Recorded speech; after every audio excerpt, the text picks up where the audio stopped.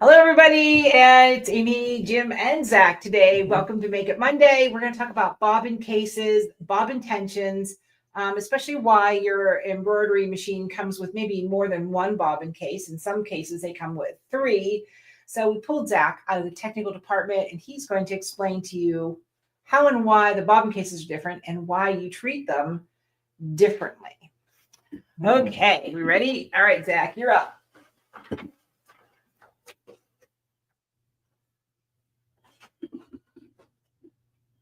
So first we'll start with taking your bobbin case out for inspection. So right now we're working on a brother.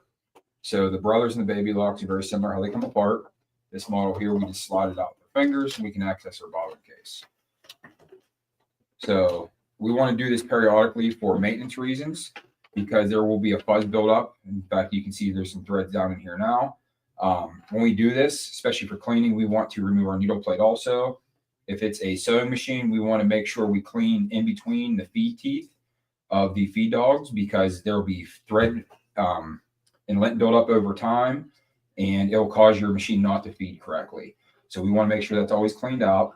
Rule of thumb is when we put our bobbin case back in after cleaning, we do the opposite of what we took apart. So we always want to put our needle plate on first because the machines do have a little stopper right here that keeps your bobbin case from spinning counterclockwise.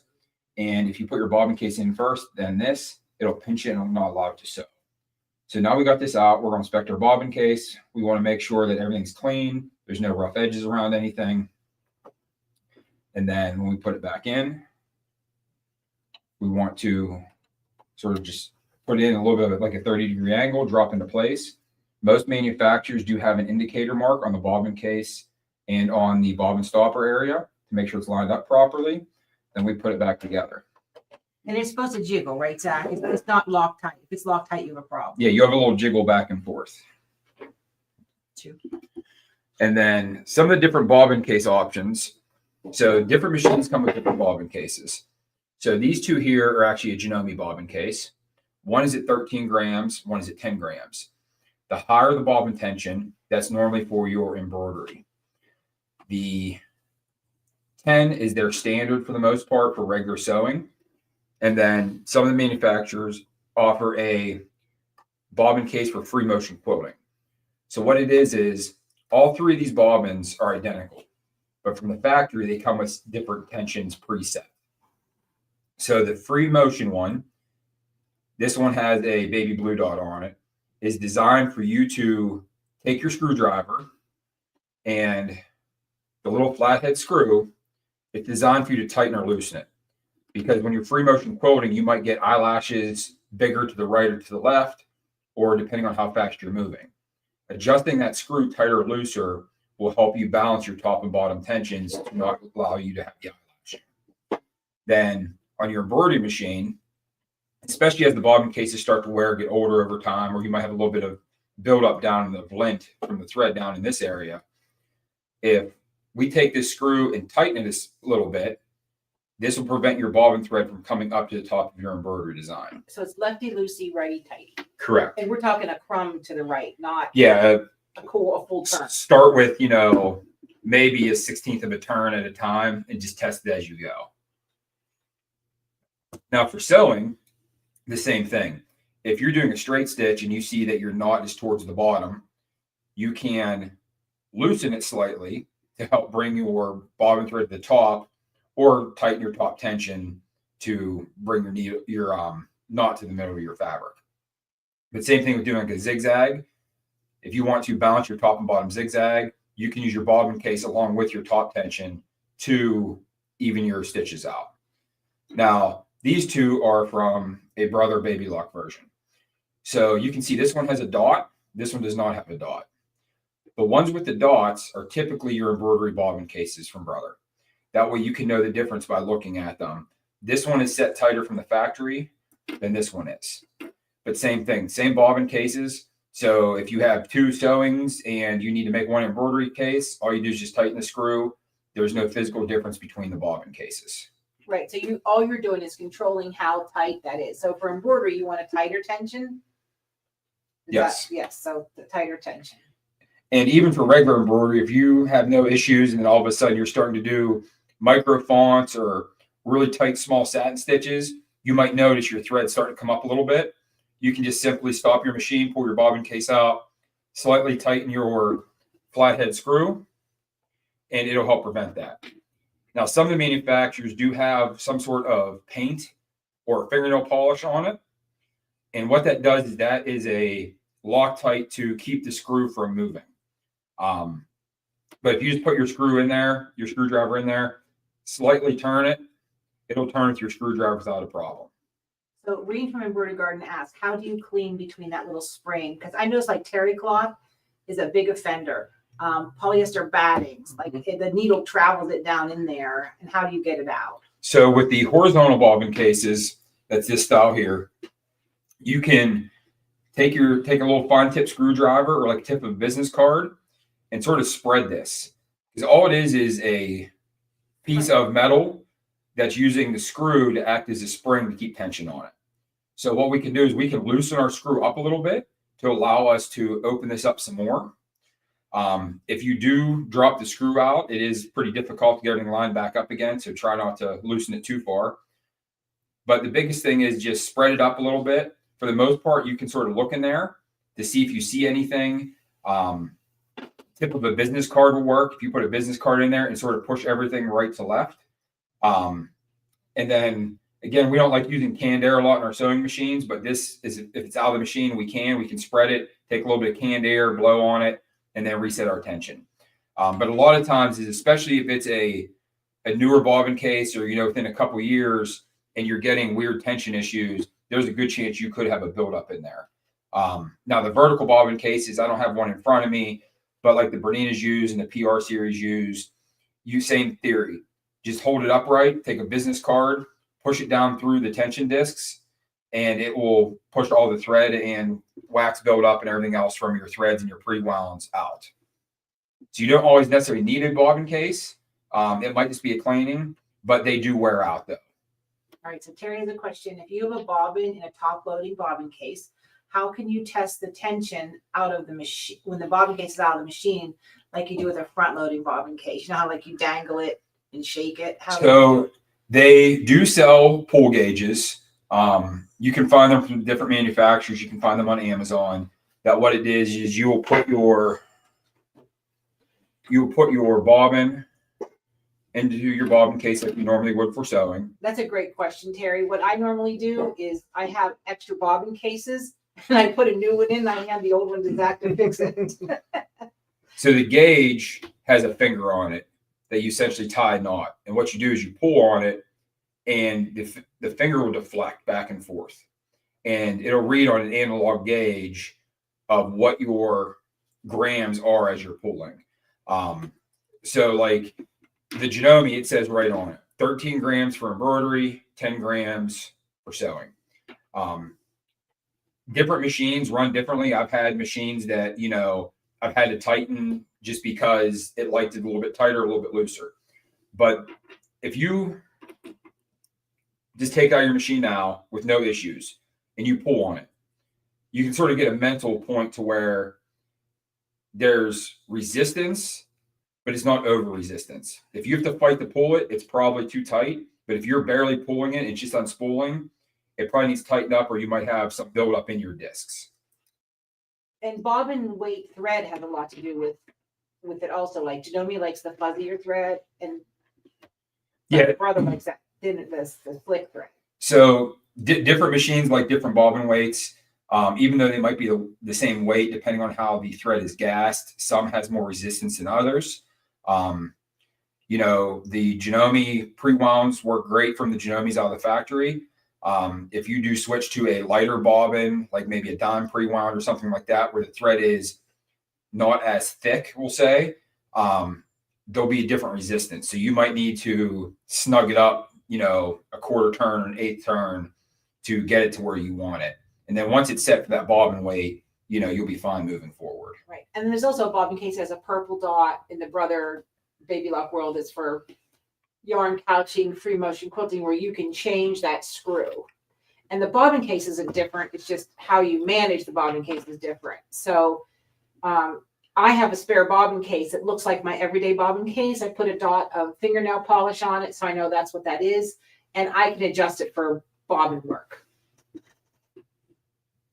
Zach, do you agree with that, Zach? I don't know, but yeah, I mean, they're all the same bobbins for the most part. As long as it's for your machine, you can turn the screws and adjust them how you want to. We have customers with multiple bobbin cases. They have one for, freestanding lace because you can get away with a lot tighter bobbin because you're matching top and bottom thread and it pulls everything to the back. One for sewing, one for free motion. It's all personal preference. Then we have some customers, they keep one bobbin case in there for everything they do. So some of it's the projects you do is going to depend how picky your machine is going to be. And then also depends how picky you are. I've had customers come in with a magnifying glass, look at their fabric, it says their tensions are off. There's other ones, their tensions are blatantly off and it's sewing horrible and they don't think anything's wrong with it. So a lot of it's just personal preference on how critical you are on your project and your machine. All right. Anybody got any questions out there for Zach? So it's always great to have a spare bobbin case in your sewing stash because we can sew through them. The other thing is bobbins wear out. If you're rewinding your bobbins, they get rough on the edges. That's also a cause. But your bobbin case also wears out because it gets constantly spun around and the interior gets moved from the bobbins. And so, it's always good to have a spare. Because your bobbins can cause you some aggravation. We get machines in repair all the time. That is a relatively new machine that's supposed to be using a plastic 7/16 bobbin, and they have an old Singer metal bobbin in there.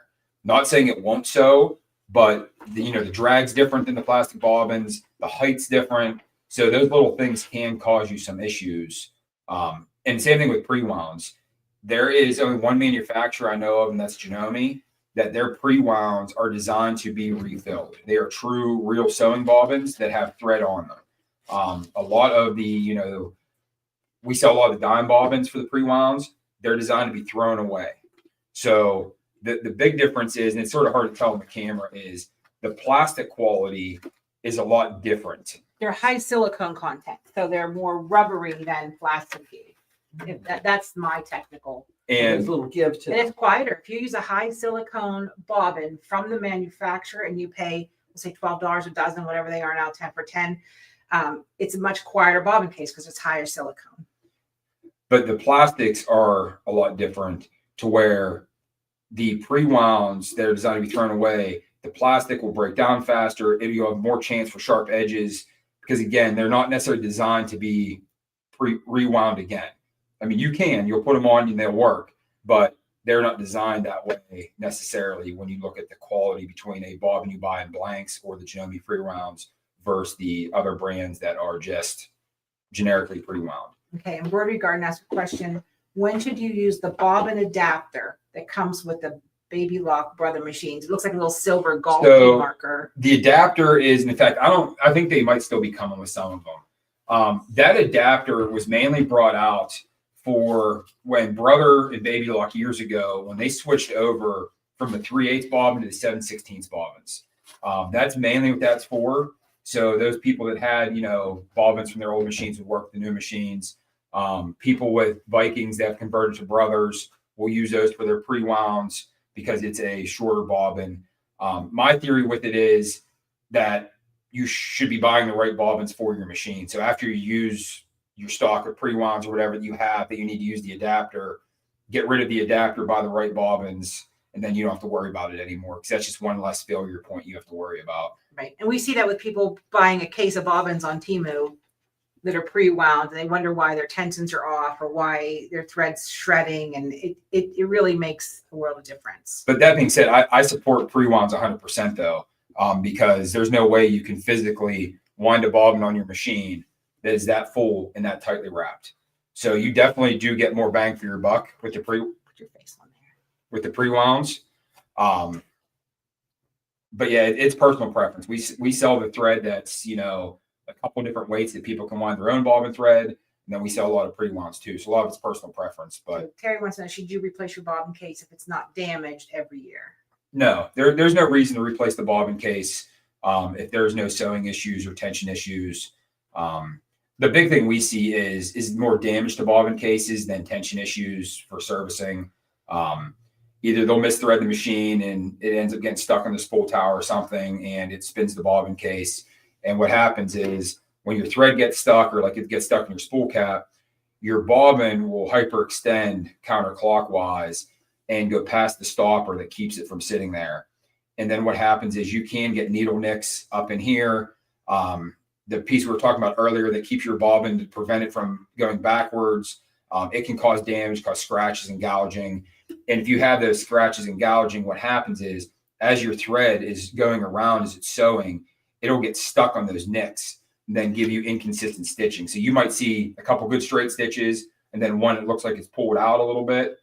And that's usually caused by something on the needle plate, a needle burr, or something in your bobbin case or hook area that's randomly getting your thread stuck and causing that problem. Ooh, that was a lot of information, Zach. Yeah. I agree. So if you don't want your face on here, son, you better run. He was not prepared to be on camera today. So I think we should have like Tech Tuesdays or something. Oh, that'd have be good. Yeah. Zach on doing a little something every week. Hi, Barbara. Always check your bobbin case, right? I take it out, I turn it upside down, I rub my finger on it. Or the best test is like a cotton ball or a piece of batting, something's going to catch and snag, and you can see those snags very easily. So we know the thread goes under your bobbin case and turns around. I don't think people realize that. So have him back. He's amazing. I know it's my baby Terry. I will tell you something. He's slowly taking over everything here at the store, and he runs a great repair service product back there. So we're good. So we just want to touch base today. Jim and I were stumped, and Zach was out there eating his lunch. I'm like, hey, buddy, what are you doing? All right, everybody. I'm live tonight at 6 p.m. Eastern. If you have not gone to Amy Sews and registered for the free scan and cut class, you won't get any files. So if you want the files, you might want to go to Amy Sews, go to individual classes, click on the free scan and cut class, and make sure I have your email so I can email you the design. So I'll see some of you tonight at 6. All right, everybody, we're out of here because the more you know, the more you know.